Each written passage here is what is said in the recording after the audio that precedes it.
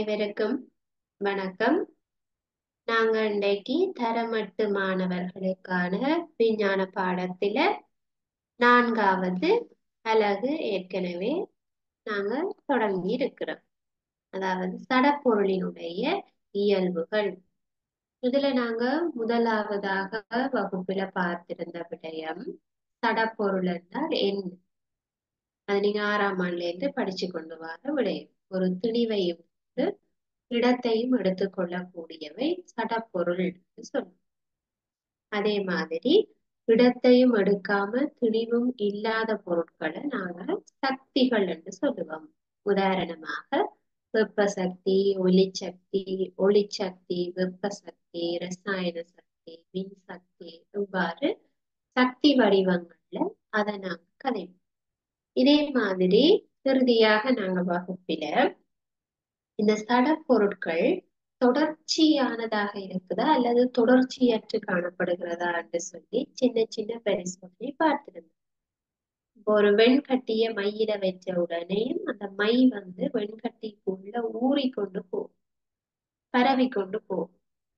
அப்ப வெண்கட்டியில இருக்கிற சிறிய துணிக்கைகள் சின்ன சின்ன இடைவெளிகள் கொண்டதாக இருக்க வேண்டும். அதாவது தொடர்ச்சியற்ற தன்மையாக இருக்கு. அதனால அந்த மையானது உள்ளுக்குள் பரவுகிறது. இதே போலதான் இந்த தங்க ஆபரணங்கள்ல இரசம் பட்டவுடன் அது வெள்ளியாக மாறும். அப்ப தங்கம் தெரியும் திண்மமாக இருக்கிற ஒரு பதார்த்தம், அதற்குள்ளேயும் சிறிய இடைவெளிகள் இருக்கு, தொடர்ச்சியற்றதாக இருப்பதனால இரசத்தின் துணிக்கை உள்ளுக்குள் பரவி இருக்கு என்று சொல்லிடும். இப்ப திண்மங்கள் தொடர்ச்சியற்றதாக இருக்கிறது என்று பார்த்தோம். அதே போல திரவமும் தொடர்ச்சியற்றது.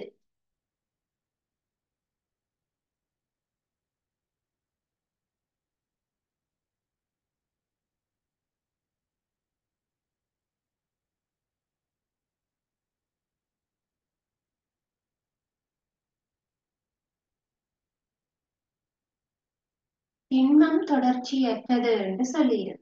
எப்படி வெண்கட்டியில மைய வைக்கும் போது அது பரவுது, வெண்கட்டியில மை பரவுது. அதே போல தங்க ஆபரணங்கள்ல இரசம் பரவுது. சரியா? அப்ப அது திண்மமாக இருக்கிறது, ஆனா தொடர்ச்சியற்றதாக இருக்குது. அதே போல திரவமும் தொடர்ச்சியற்றது சொன்னோம். திரவம் தொடர்ச்சியற்றதாக இருக்கு. எப்படி? அதுக்குத்தான் நாங்கள் கொண்டிசு பளிங்குகளை நீருக்குள்ள போடுறது ஒரு நல்ல ஊதா நிறம், ஒரு பிரைட்டான ஒரு ஊதா கலர் ஃபுல்லா பரவுது, பாத்திரம் பரவுது. அப்ப நாங்க போட்டது திண்மமாக இருக்கிற கொண்டிசு சிறிதளவு போட்டது என்னத்துக்குள்ள? திரவத்துக்கு. அப்ப இரண்டும் சேர்த்து மிக்ஸ் ஆயிடுச்சு. அப்ப அந்த திரவத்துக்குள்ள இடைவெளி இருக்கு, அதற்குள்ள கொண்டிசு பரவுது.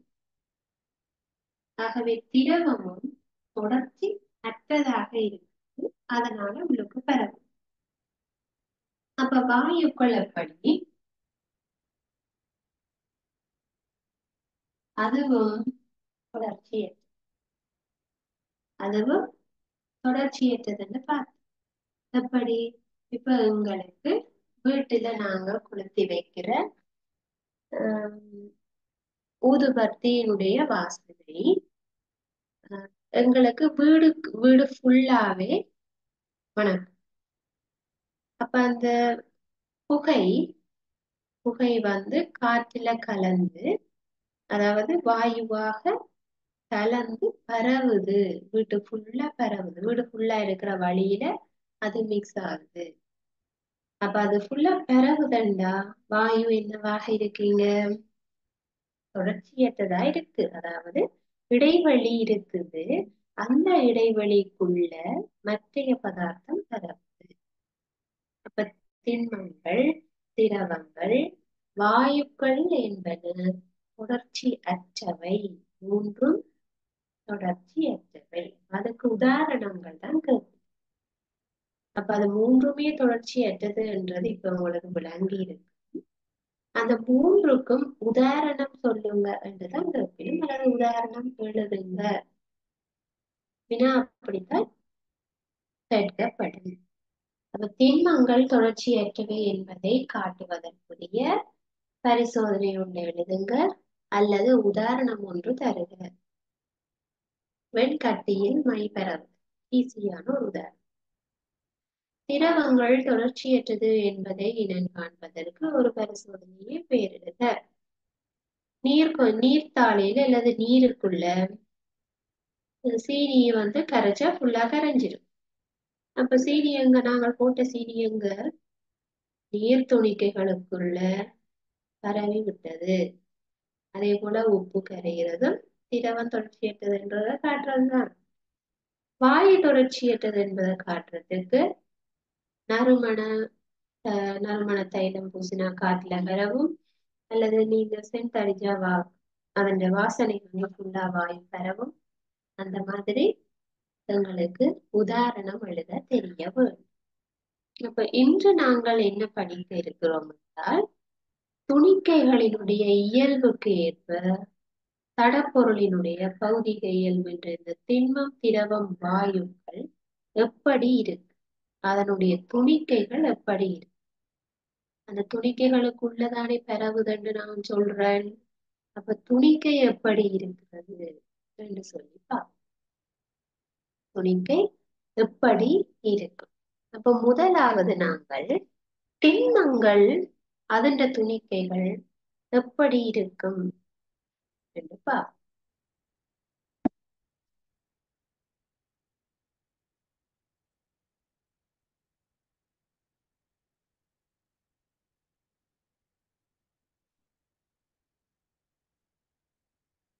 திண்மங்கள் ஒரு படத்துல காட்ட வேணுமாக இருந்தா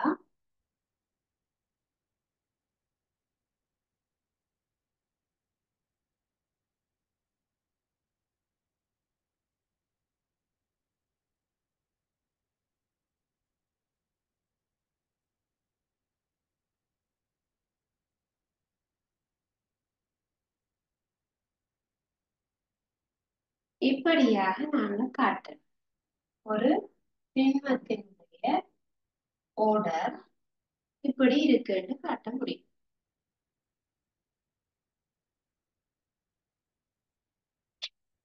திண்மத்தின் படம் இப்படி இருந்தால் அதனுடைய இயல்புகளை நாங்க இந்தியால ஒன்றொன்றா குறிப்போம். ஒன்று, திண்மங்கள் படத்தை நாங்க இப்படி வச்சுக்கிட்டு இதுக்கு இயல்பு எழுதும். இப்ப இதுல இருக்கிற வட்டங்கள் திண்மத்தினுடைய துணிக்கைகளாக நாங்கள் எடுத்துக்கொள்வோம். திண்மத்தின் துணிக்கை, ஒவ்வொன்றும் ஒவ்வொரு துணிக்கை. அப்ப அந்த துணிக்கைகள் எப்படி அமைஞ்சிருக்கா, ஒரு குறித்த ஒழுங்குல இருக்கு. பாருங்க, முதலாவது லைன்ல, இரண்டாவது லைன்ல, மூன்றாவது லைன். அப்ப எப்படி இருக்குது, துணிக்கைகள் குறித்த ஒழுங்கில் அமைந்துள்ளன. எழுதிக் கொள்ளுங்க. திண்மம் என்று படம் போட்டு, திண்மம் என்று எழுதி அதுக்கு இப்படி ஒரு படம் போட்டு அதோட இயல்பு போட்டு எழுதிக்கும். திண்மம் இந்த படத்தை போட்டு இயல்பு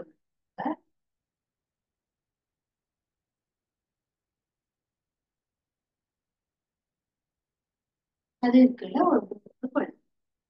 திண்மங்கள் அதற்குரிய படம் இதை வரைஞ்சு கொள்ளுங்க. திண்மம் என்று போட்டு பக்கத்துல இயல்பு போட்டு ஒன்று ரெண்டு போட்டு எழுதி.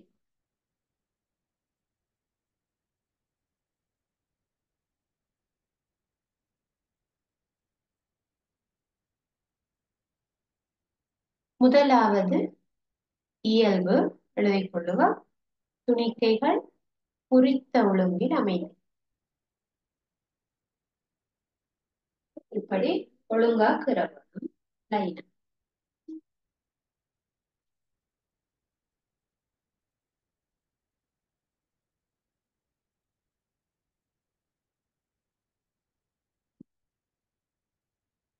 துணிக்கைகள் குறித்த ஒழுங்கில்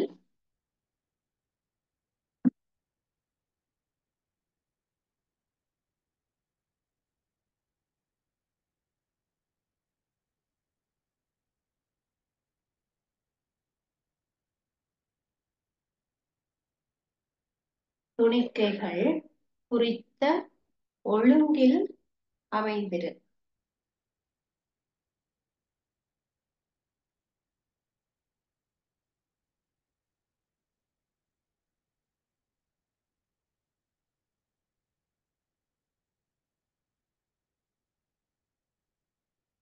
குறித்த ஒழுங்கில் அமைந்திருக்கும். ஓர்டரா இருக்கு. 1 2 3 லைன். இரண்டாவது நெருக்கமாக இருக்கு. சரியா, நெருக்கமாக இருக்கு. பாருங்க, ஒன்றோட ஒன்று முட்டி கொண்டிருக்கு. சின்ன சின்ன இடைவெளிகள் இருக்கலாம், ஒன்றோட ஒன்று நெருக்கமாக இருக்கும். இப்ப 2 போட்டு எழுதி.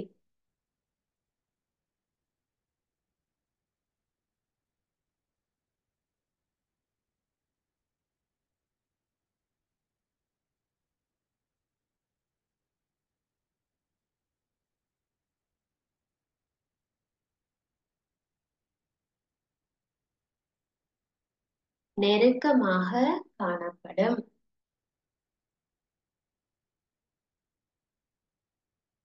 ஒன்றோட ஒன்று முட்டி கொண்டிருக்கு.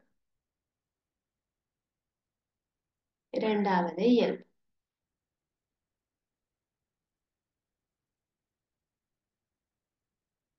மூன்றாவது இயல்பு துணிக்கைகள் அசைவதில்லை.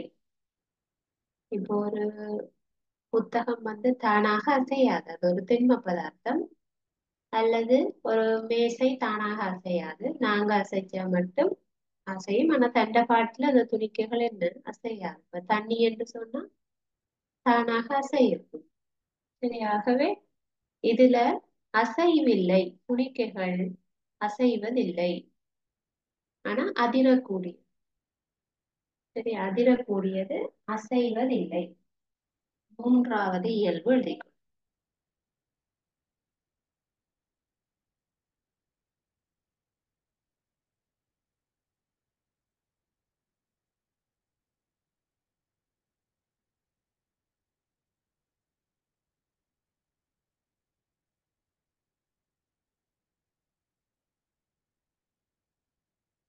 துணிக்கைகள் அசைவதில்லை.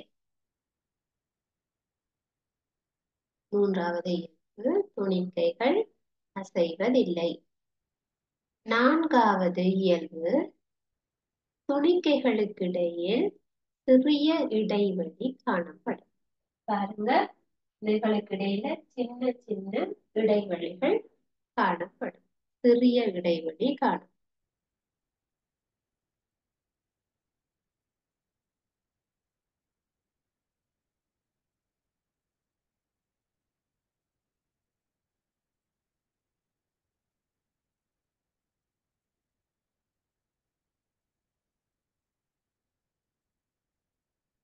துணிக்கைகளுக்கிடையே மிகச் சிறிய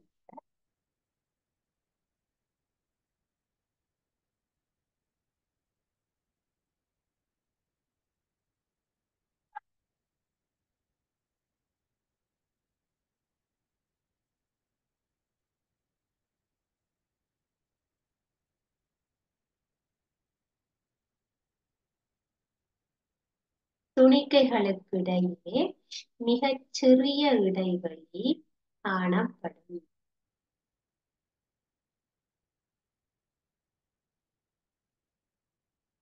இப்ப திண்மங்கள் என்ற படத்தை பார்த்தா அதுல உங்களுக்கு விளங்கும். நெருக்கமாக ஒரு குறிப்பிட்ட ஒழுங்கில நெருக்கமாக இருக்கும். துணிக்கைகள் அசைவதில்லை. சிறிய சிறிய இடைவெளிகள் இருக்கு. மிகச்சிறிய இடைவெளி தான் இருக்கு. சரி, அப்ப இது திண்மங்களினுடைய இயல்புகள் எவை என்று கேட்கப்படும். திண்மங்களுக்குரிய இயல்புகள் எவை? சரியா? அதே மாதிரி நாங்க அடுத்தது திரவங்களினுடைய இயல்பு பார்ப்போம். திரவங்களினுடைய இயல்பு. இப்ப திரவங்களினுடைய இயல்புக்கு அடுத்ததாக நீங்கள் திரவம் என்று போட்டு படத்தை தெரிவிக்கொள்ளும்.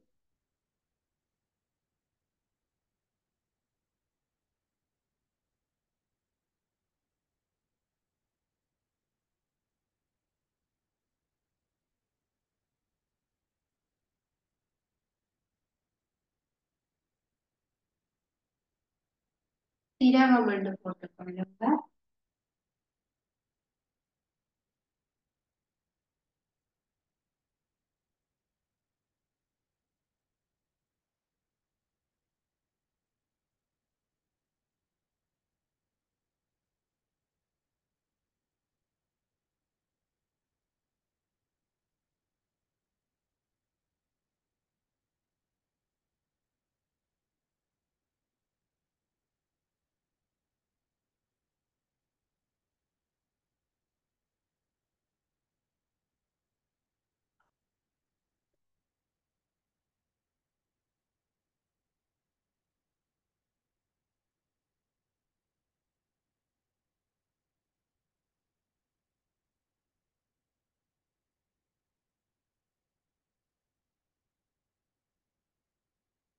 இப்படியாக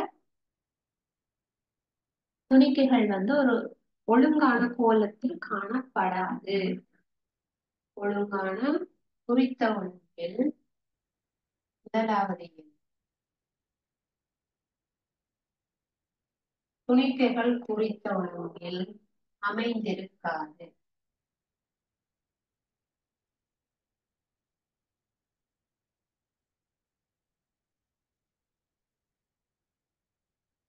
துணிக்கைகள் குறித்த ஒழுங்கில அமைந்திருக்காது. ஒன்றுக்கொன்று அண்மையில இருந்தாலும் திண்மத்தை போல நெருக்கமாக காணப்படாது. திண்மத்தில நெருக்கமாக இருக்கும், ஆனால் திரவத்தில திண்மத்தை போல நெருக்கமாக இருக்காது. பக்கத்துல இருந்தாலும் திண்மத்தை போல் நெருக்கமாக இருக்காது. இரண்டாவது திண்மத்தை போன்று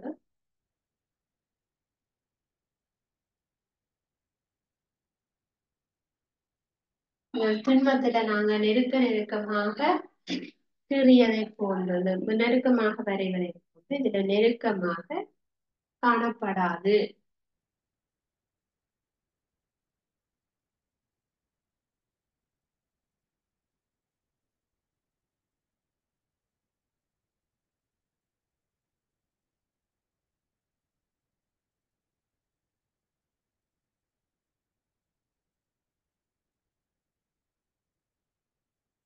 திண்மத்துல இருக்கிறது போல நெருக்கமாக இருக்காது. அங்க நெருக்கம் கூடவாக இருக்கும், இங்க நெருக்கம் கொஞ்சம் குறைவாக இருக்கும். சிலது முட்டுப்படும், சிலது முட்டியும் முட்டாமல் இருக்கும். அதே போல துணிக்கைகள் அசையும். தண்ணி திறந்து விட்டா தானாகவே அசைஞ்சு போகக்கூடியது ஊட்டும். அப்ப அது அசையக்கூடியது. மூன்றாவது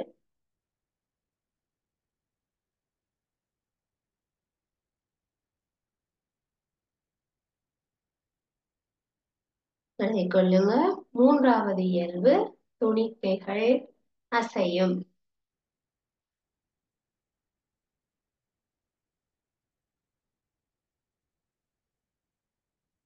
துணிக்கைகள் அசையும்.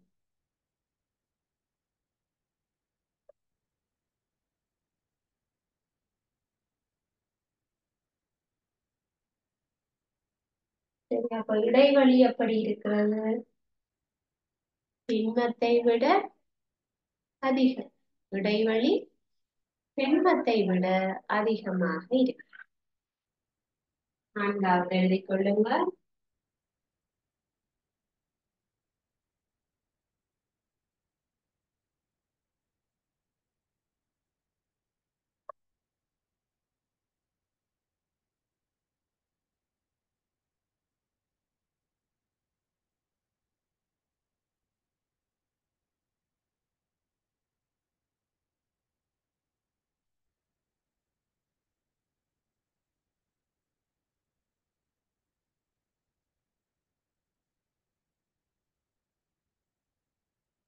இடைவெளி திண்மத்தை விட அதிகமாக காணும்.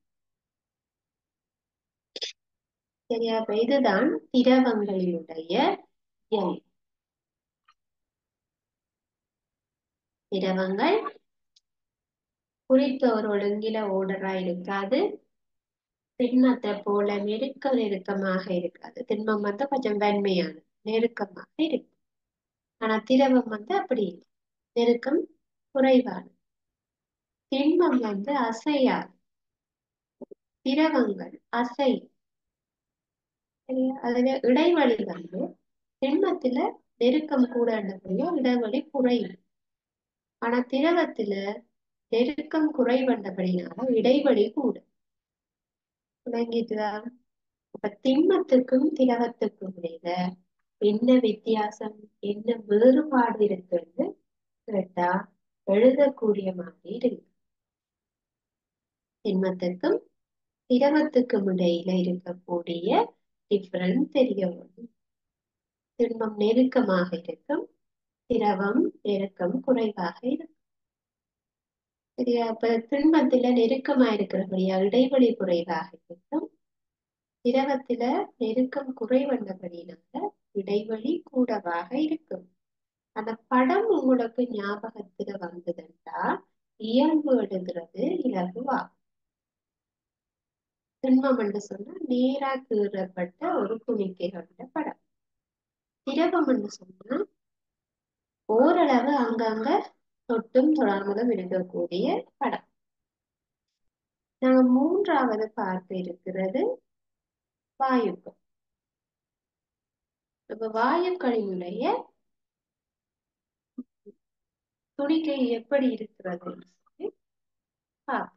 இப்ப இதை நீங்க எழுதினா நாங்க அடுத்த படத்தை திரவங்கள் முடிச்சு வாயுக்கள் பற்றி பார்ப்போம்.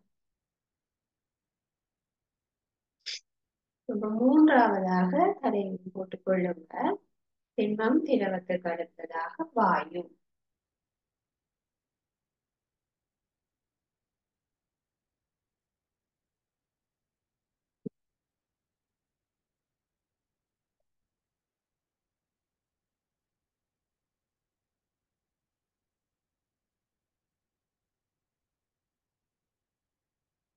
வாயு தலையில் போட்டுக் கொள்ளுங்க.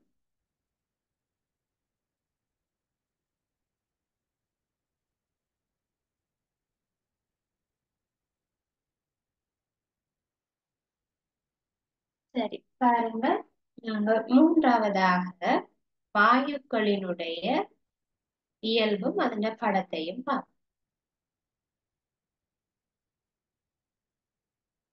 வாயு போட்டு அதுக்கு பெட்டி அடிச்சு கொடுங்க.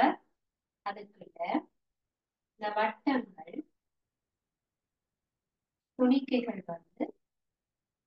தூர தூர துணிக்கைகள் ஒரு குறிப்பிட்ட ஒழுங்குல இருக்காம தாறுமாறா எல்லா பக்கமும் இருக்கு. இப்ப துணிக்கைகள் குறித்த ஒழுங்கில் அமைந்திருக்காது. இருக்கு வாயுக்களுக்கும் அப்படி.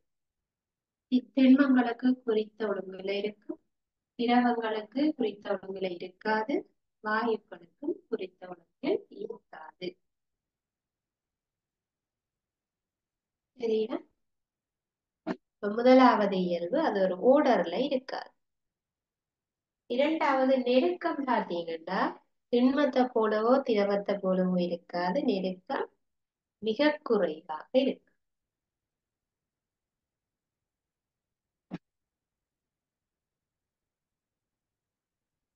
நெருக்கம் மிக குறைவு, நெருக்கம் சரியான குறைவு, இடைவெளிதான் அதிகமாக இருக்கிறது, நெருக்கம் மிகவும் குறைவு.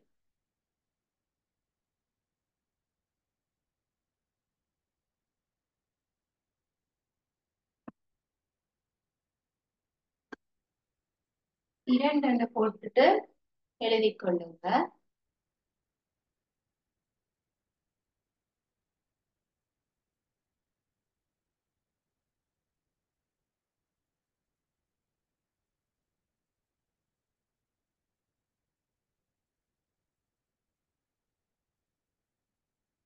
நெருக்கம் மிக குறைவு.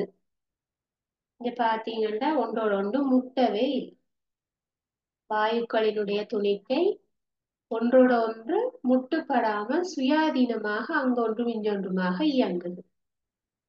ஆகவே இந்த துணிக்கைகள் அசையும் என்பது அல்ல. இப்ப திண்மத்தில துணிக்கை அசையாது, திண்மங்கள் தானாக அசையாது. ஆனா திரவம் தானே அசையும். நாங்க ஒரு இடத்துல ஆறு பாத்தீங்கன்னா ரெட்ட பாட்டுல அது ஆறு நீர் ஓடிக்கொண்டிருக்கும். திரவம் அசையக்கூடிய தன்மை கொண்டது. ஆனா வாயுக்கள் இடைவெளி இன்னும் கூட என்றபடியா பரவக்கூடிய தன்மை கொண்டது. சுயாதீனமாக இயங்கும். தண்ட பாட்டுக்கு எழுந்தமானமாக இருக்கு. அது சுயாதீனமாக இயங்கும். சரியா? அப்ப அது மூன்றாவது இயல்பு எழுதிக் கொள்ளுங்க. துணிக்கை சுயாதீனமாக இயங்கும். சுயாதீனம் என்றா யாருடைய கட்டுப்பாட்டுக் கீழும் இல்ல, தானாகவே சுயாதீனமாக இயங்கும்.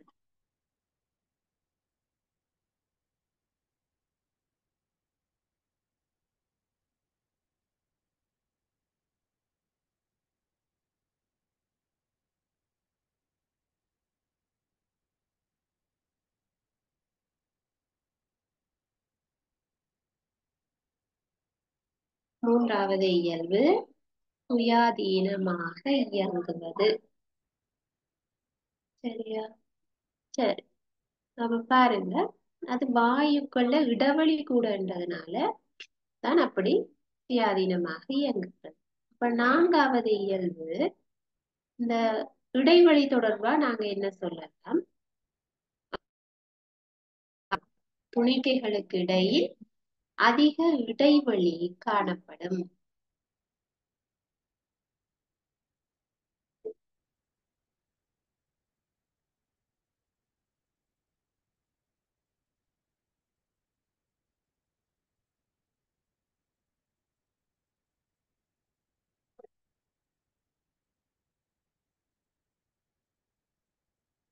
துணிக்கைகளுக்கு இடையில் அதிக இடைவெளி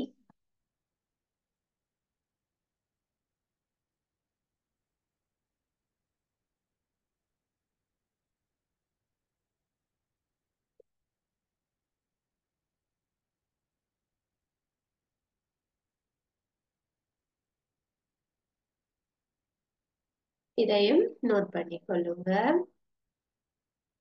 இப்ப நாங்க இது வரைக்கும் திண்மங்கள், திரவங்கள், வாயுக்கள் மூன்றுக்கும் அதோட துணிக்கை எப்படி அமைக்கப்பட்டிருக்குது, அப்ப அதனுடைய இயல்பு எப்படி இருக்கு, இந்த படத்தை பார்த்து கொண்டு அந்த இயல்பு சொல்லக்கூடிய மாதிரி இருக்கு. இப்ப வாயுக்களின் இந்த படத்தை பார்த்தா அது ஒரு குறிப்பிட்ட ஒழுங்குநிலை இல்லை. நெருக்கம் குறைவு, நெருக்கம் இல்லை. அடுத்தது சுயாதீனமாக இயங்குது. பாருங்க, அங்க உண்டு இங்கே உண்டு இங்கே உண்டாக சுயாதீனமாக இயங்குது. துணிக்கையில இடைவெளி மிக அதிகம். பாருங்க, திண்மத்தை விட திரவத்தை விட வாயுக்கு இடைவெளி கூடவா இருக்கு.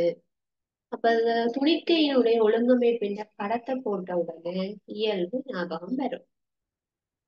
சரியா? ரைட். அப்ப நாங்க இதுவரைக்கும் பார்த்தது இந்த பௌதீக இயல்புல துணிக்கை வித்தியாசப்படுறதுனால என்னென்ன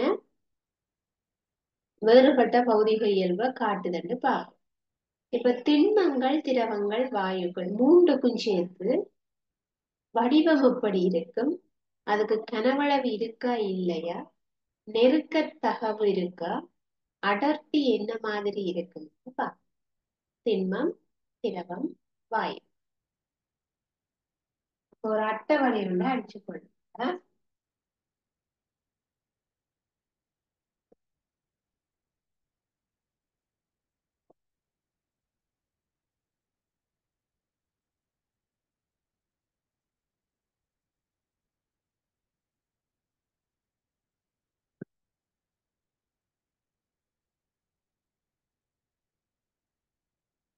இதுல நாங்க முதலாவதாக இயல்புகளை போட்டு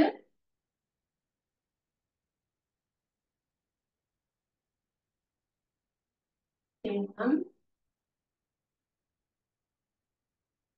திரவம், வாயு. மூன்றுக்கும் பார்ப்போம்.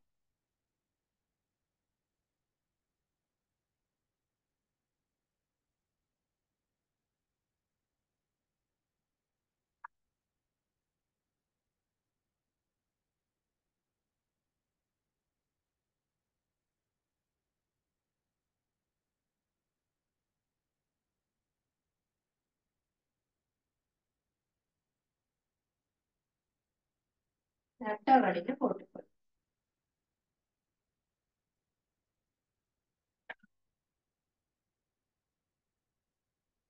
அட்டவணையோட போட்டுக்கொள்ள இதுல இயல்பு, திண்மம், திரவத்துக்கு, வாயு.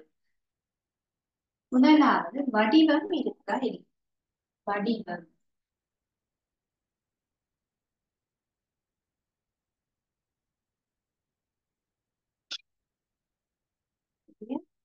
வடிவம் இருக்கிறதா இல்லை? திண்ம பொருட்களுக்கு ஒரு வடிவம் கட்டாயம் இருக்கு. திண்மமாக இருந்தால் அதுக்கு ஒரு வடிவம் கட்டாயம் இருக்கு.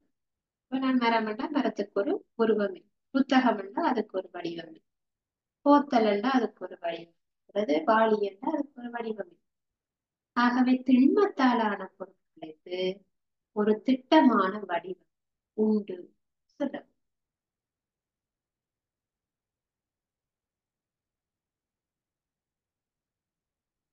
திண்மங்களுக்கு வடிவம் உண்டு.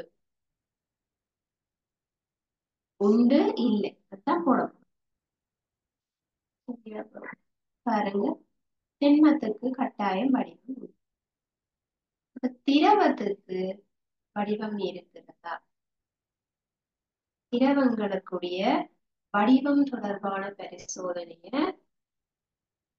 தரம் 6 மற்றும் 7 வகுப்பில நீங்கள் கற்றிருக்கிறீர்கள். வெவ்வேறு வடிவங்களினாலான பாத்திரங்களில் நீரை நிகழ்த்தி, ஒரே அளவான நீரை நிகழ்த்தி, அந்த பாத்திரத்தில் நீரினுடைய வடிவம் எப்படி இருக்கிறது நாங்கள் பரிசோதித்தோம். அதில ஒரே அளவுதான் நீர் ஊற்றப்பட்டது. ஆனால் தண்ணி வெவ்வேறு வடிவங்கள்ல நிற்கிறது. அதாவது நீங்க விட்ட பாத்திரம் என்ன வடிவமோ அந்த வடிவத்துல நிற்கும். நீங்க ஒரு ரவுண்ட் ஷேப்ல பாத்திரம் வச்சிருந்தா தண்ணி ரவுண்டா நிற்கும். நீங்க ஒரு கூம்பு ஷேப்ல இருக்கிற பாத்திரத்துல ஊத்தி இருந்தா தண்ணி கூம்பு மாதிரி நிற்கும். நீங்க ஒரு போத்தல்ல ஊத்தி இருந்தா போத்தல்ல வடிவத்துல நிற்கும். ஆகவே நீருக்கு வடிவம் இல்லை. அது என்ன பாத்திரத்தில் விடப்படுகிறதோ அந்த வடிவத்தை நான் எடுத்து படிச்சிருக்கு. ஆகவே இங்க வந்த உடனே நீங்க என்ன சொல்ல வேணும்? 8ஆம் ஆண்டுல திரவத்துக்கு திட்டமான வடிவம் இல்லை, பாத்திரத்தின் வடிவத்தை பெறும். நீங்க எந்த பாத்திரத்துக்குள்ள விடுறீங்களோ அந்த வடிவத்தில் நிற்கும். எனவே திட்டமான வடிவம் இல்லை.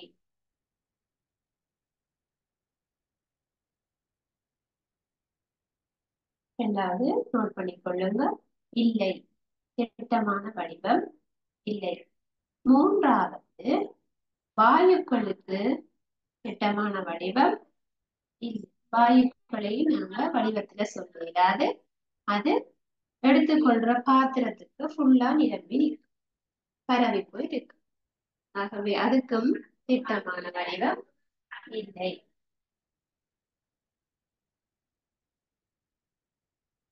முதலாவது முடிஞ்சு. வடிவம்.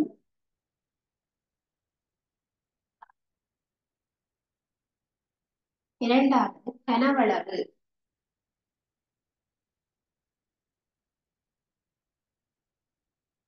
கனவளவு திண்மங்களுக்கு உண்டு. திண்மம்னா கட்டாயம் கனவளவு இருக்கு. துணிவு இருக்கிறது, கனவளவு இருக்கு. திரவங்களுக்கும் கனவளவு உண்டு. இத்தனை மில்லி லிட்டர்ல நாங்க அளக்கிறது கனவளவு உண்டு. அதே போல வாயுக்களுக்கு பாத்தீங்கன்னா கனவளவு இல்லை. வாயுக்களுக்கு கனவளவு இல்லை. இப்ப நீங்க அதை எந்த பாத்திரத்துல விடுறீங்களோ அந்த பாத்திரத்துல கனவளவாத்தான் இருக்கு. அதுக்கு வாயுக்கு தனியா நாங்க கனவளவு பார்க்கிறாது. என்ன பாத்திரத்துல எடுக்கிறோமோ அந்த பாத்திரத்துக்கு தான் பார்க்க முடியும். அப்ப திட்டமாக கனவளவு இல்லை.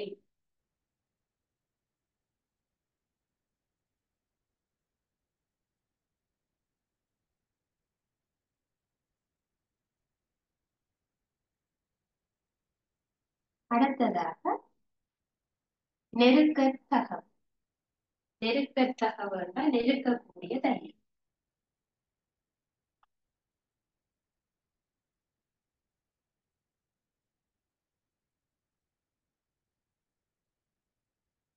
நெருக்கத்தகவு என்றால் நெருக்கக்கூடிய தன்மை என்று சொல்லுவோம்.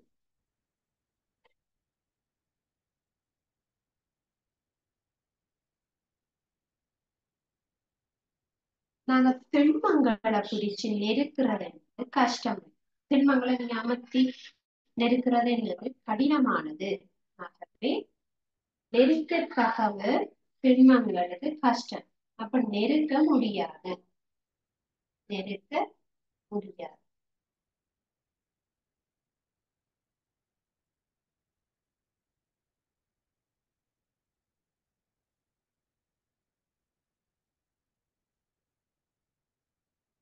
அதே போல திரவங்களுக்கு பாருங்க. இப்ப நீரை நீங்க என்ன செய்யலாம், அதையும் நீங்க நெருக்க இயலாது. இலகுவாக நெருக்க முடியாது திரவம்.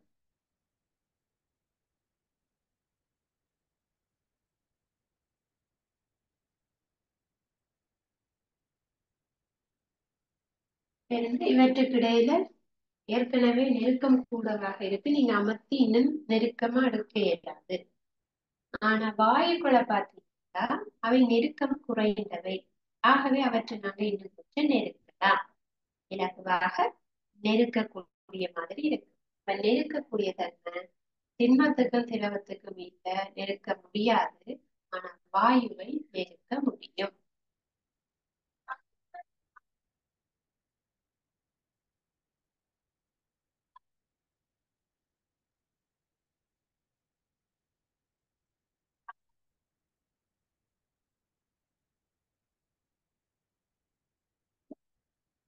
நெருக்க முடியும். சரி, நான்காவது இயல்பு. நான்காவது இயல்பு அடர்த்தி தொடர்பான.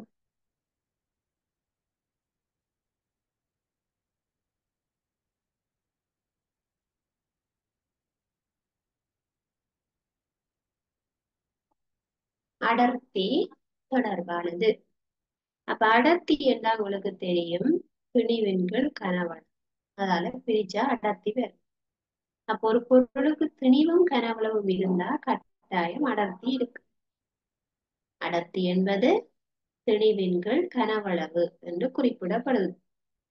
அப்ப திணிவையும் கனவளவையும் கொண்டிருக்கிற பொருளுக்கு கட்டாயம் என்ன இருக்கும், அடர்த்தி இருக்கும்.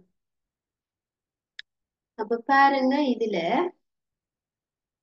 உயர்ந்த அடர்த்தியில எது இருக்கும் என்றால் திண்மங்கள்.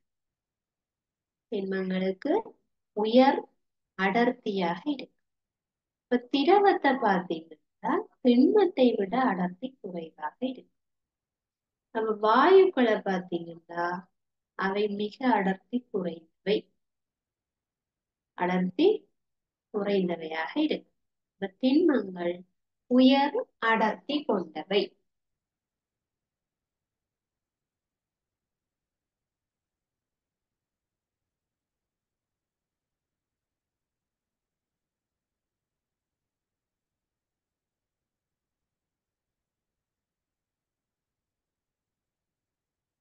உயர் அடர்த்தி கொண்டவை.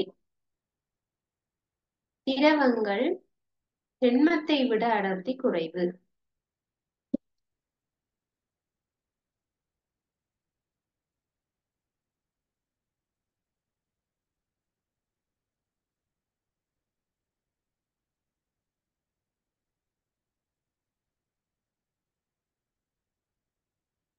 திண்மத்தை விட அடர்த்தி குறைவாக இருக்கு. வாயுக்களுக்கு குறைவு அடர்த்தி.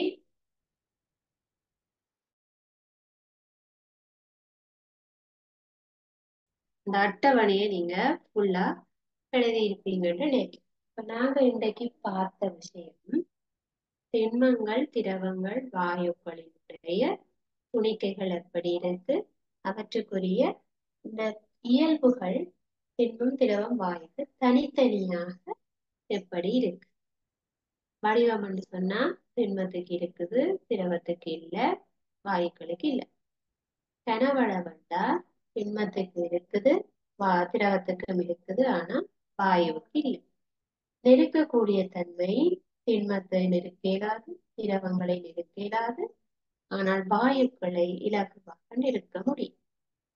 அடர்த்தி என்பது திண்மத்துக்கு உயர் அடர்த்தி கொண்டது, திரவம் திண்மத்தை விட அடர்த்தி குறைவு, வாயுக்களுக்கு குறைவு.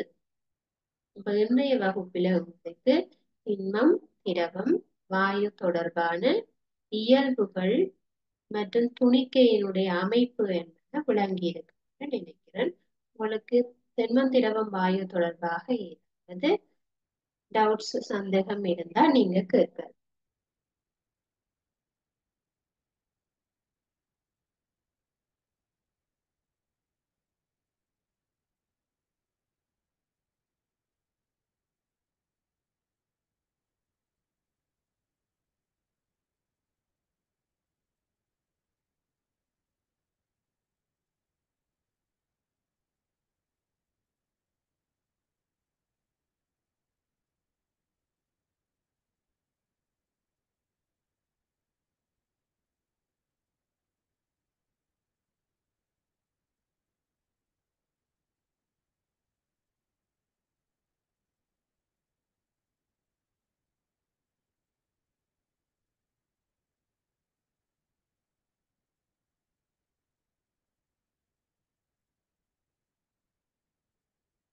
உங்களுக்கு டவுட்ஸ் எதுவும் இல்லையா பிள்ளைகள்?